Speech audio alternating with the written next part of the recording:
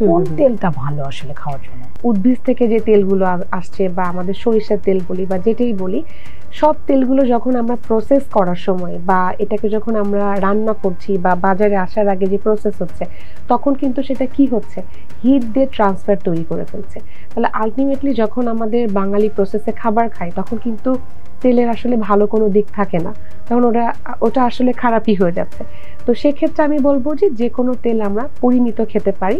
Doctor Umme Salma madam ওনার কাছ থেকে আমি একটা ইনফরমেশন পেয়েছিলাম যে, ওনার রেফারেন্সে কথাটা বলতে চাই যে, আসলে সরিষার তেলে কিন্তু কিছু ইউরেসিক অ্যাসিডের উপস্থিতি পাওয়া গিয়েছে, যেটা কিন্তু আমাদের বডি প্লাটিলেট কাউন্টটাকে কমিয়ে দিতে পারে। আচ্ছা। তো ম্যাডামের সাথে আমার যখন কথা হয়েছিল, তখন আমি জিনিসটা নিজেও দেখেছি আমার পেশেন্টদের ক্ষেত্রেও যে, যারা দীর্ঘদিন সরিষার তেল গ্রহণ করছেন, তাদের কিন্তু প্লাটলেট কাউন্টটা কিন্তু মানে কম হচ্ছে।